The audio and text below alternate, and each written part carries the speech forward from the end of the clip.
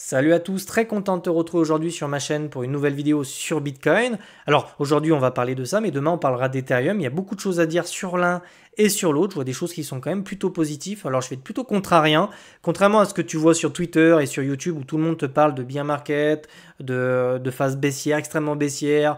On va venir descendre chercher les 60 000 $, etc. Ben moi je pense plutôt qu'on peut avoir en fait un printemps plutôt haussier en fait, donc un mois d'avril et un mois de mai qui serait fondamentalement en fait plutôt haussier en fait, un rebond technique quoi. Hein.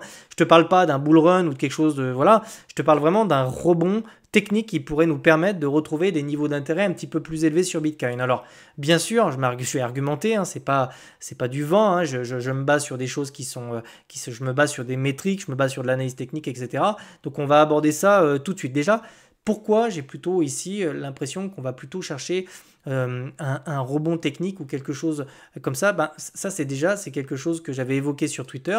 Je t'ai dit que le retour sur la zone de la moyenne mobile 200 ici, c'était une zone de support, d'accord. Donc je ne vais pas te dire le contraire aujourd'hui, maintenant qu'on est dessus.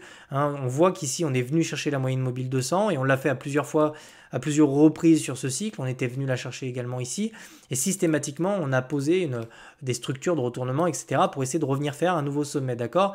Alors sans parler de nouveau sommet ici, on est clairement ici sur la moyenne mobile 200. Donc première chose, d'accord. Deuxième chose, tu vois la moyenne mobile rouge ici qui revient croiser la moyenne mobile 200. Ça, en général, c'est plutôt des signaux qui sont encourageants, c'est plutôt des signaux à l'achat. On a eu la même chose ici. Alors pourquoi? Je vais t'expliquer pourquoi c'est haussier en fait. Hein. Tu vois, c'est plutôt simple. Ici, tu as une moyenne mobile 200. Tu double-cliques dessus, c'est 200, d'accord. Ici, tu as une moyenne mobile, hop, je vais double-cliquer dessus, 20 fermé. Donc ça veut dire quoi? Ça veut dire qu'on a une moyenne mobile extrêmement courte et une moyenne mobile plutôt longue. Donc, quand les deux reviennent se croiser, en fait, ça veut simplement dire qu'ici, la moyenne mobile court terme, donc qui suit plutôt le prix de près, revient chercher une moyenne mobile long terme. Et ça veut simplement dire qu'ici, tu as un rapport de force qui se retourne et tu pourrais retrouver en fait un peu plus d'acheteurs, alors qu'ici, on avait plutôt des vendeurs. Plus le différentiel ici s'écarte, donc plus le différentiel s'écarte entre le prix et la moyenne mobile 200, et plus tu es susceptible ici de retrouver une force qui est plutôt vendeuse jusqu'à ce qu'on retrouve un point d'équilibre. Et le point d'équilibre, tu le retrouves quand la moyenne mobile court terme revient croiser en fait la moyenne mobile long terme. Donc on a vraiment ici, on avait vraiment eu ce signal là, d'accord. On l'avait également retrouvé ici, donc je vais te le montrer. C'était précisément ici, d'accord, et ici. Donc donc là c'était le contraire, hein. C'était quand on a une moyenne mobile rouge qui était sous la moyenne mobile jaune, hop, on a trouvé un point d'inflexion ici et on est parti en bull market. Et puis systématiquement, quand on est revenu comme ça et qu'on s'est écarté de la moyenne mobile jaune et qu'on est revenu croisé, systématiquement, tu vois, on a eu des phases comme ça d'ascension. Donc on a eu celle-ci, on a eu celle-ci. Et là, on est de nouveau avec une moyenne mobile rouge qui revient en fait croiser la moyenne mobile 200.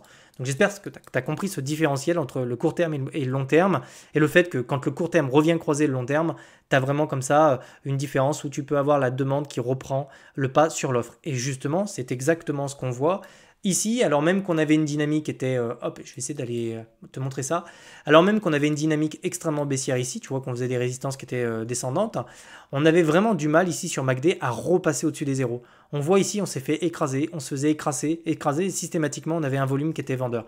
Alors que dès qu'on est revenu ici chercher la moyenne mobile 200, pouf, on a vraiment retrouvé ici un vrai volume acheteur.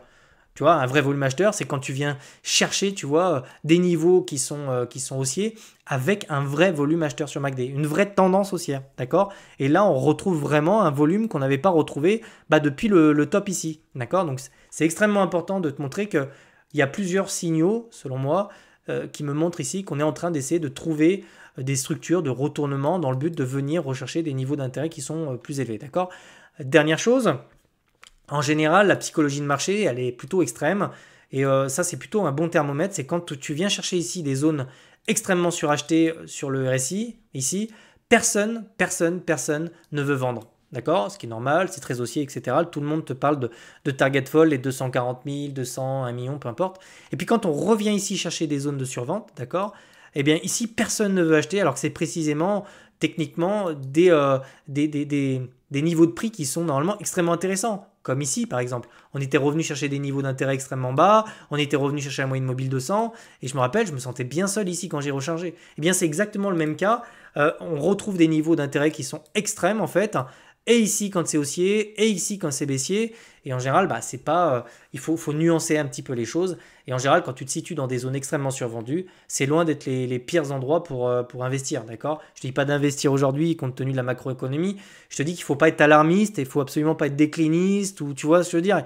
Il faut s'enlever les arguments extrêmement baissiers quand tu es dans des niveaux qui sont justement proches de niveaux techniques, de rebond, etc. D'accord? Donc vraiment, ça va dans le sens vraiment d'un rebond technique, selon moi, qui pourrait vraiment se passer durant le mois d'avril, mai et peut-être début juin. D'accord? Au-delà, on verra.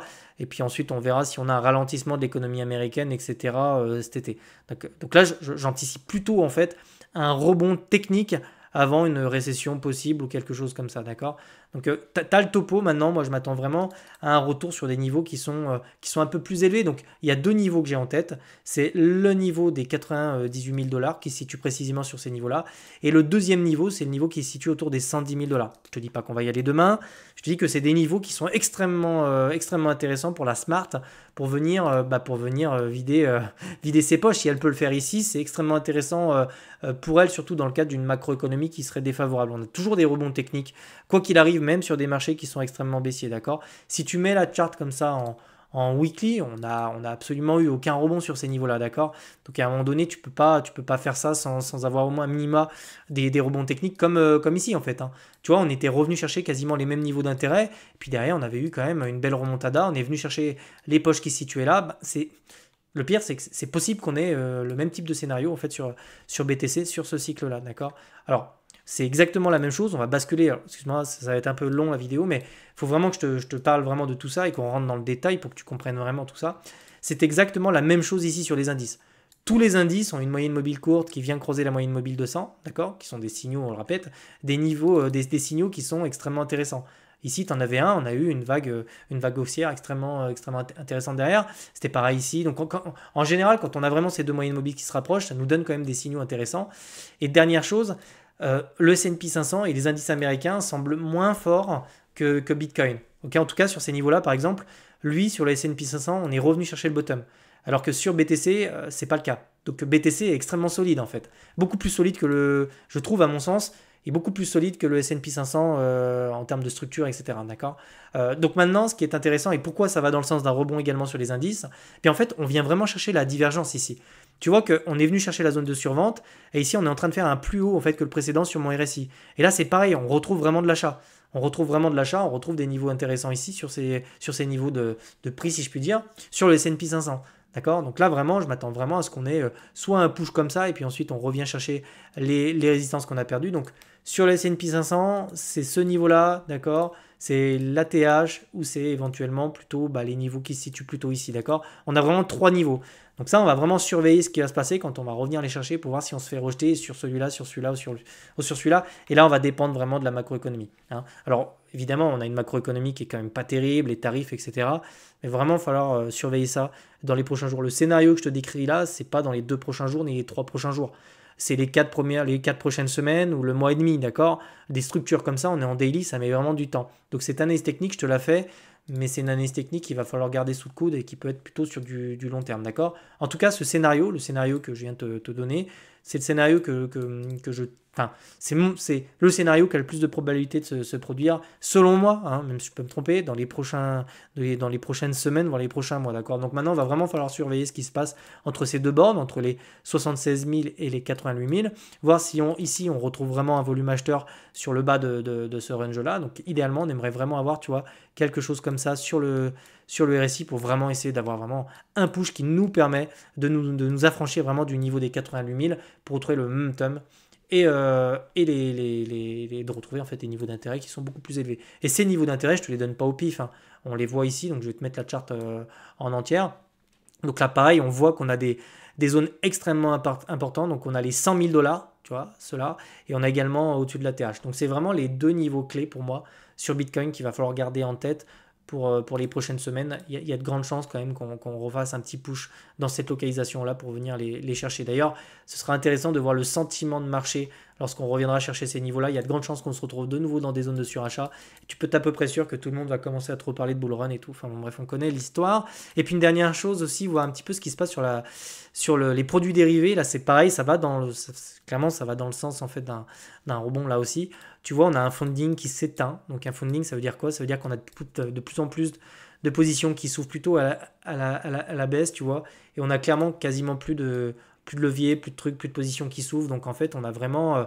ouais, tu sais, j'ai comme l'impression qu'on a le marché qui est un petit peu en pause ou qui ralentit, etc. Et ça aussi, c'est le signe qu'on a de moins en moins de volatilité. Et quand on a de moins en moins de volatilité sur des niveaux d'intérêt qui sont proches de zones de survente, avec un funding qui commence à être proche de zones négatives, etc.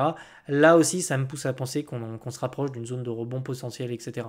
À savoir que le printemps est, en règle générale, sur les marchés financiers, le printemps est plutôt une période haussière, hein, pour l'avoir vécu plusieurs fois. Donc voilà, le scénario plutôt haussier, hein, on va pas se mentir que j'ai en tête. Si on casse par le bas, on casse par le bas et on invalide cette analyse technique. Mais pour le moment, vu que j'ai plus de signaux qui vont dans le sens d'un rebond technique ou quelque chose comme ça, eh bien c'est le scénario que moi je vais privilégier. Et pour prendre des positions, je vais attendre des structures. Et là, pour l'instant, on n'a pas de structure valable, etc. Pour l'instant, c'est des choses qui sont en construction. On voit qu'on est en train de construire des niveaux actuels. On est en train de défendre le niveau ici des 76 000, le niveau des 80 000. Donc maintenant, il faut laisser faire les choses et regarder si on va tenir le niveau des 77 000 $. Demain, on va parler d'Ethereum parce que là aussi, il y a des niveaux à respecter. Il y a des choses extrêmement intéressantes, hein, contrairement à ce qu'on peut penser sur ETH. Ça bouge en fait au niveau des métriques. Donc ça, on va en parler demain. Je te souhaite de passer une excellente journée. Si la vidéo t'a plu, abonne-toi, n'hésite pas. Tu peux aussi t'inscrire sur Twitter. Je partage souvent du contenu qui soit politique, géopolitique, financier. Enfin, bref, je te partage tout ce que je fais également sur YouTube. Et puis sinon, il y a BitLearn, donc c'est la plateforme éducative que j'ai montée. Là aussi, tu peux aller dessus. Il y a tous les liens qui sont en description. Je te souhaite de passer une excellente semaine, une excellente journée. Je te retrouve demain. Ciao.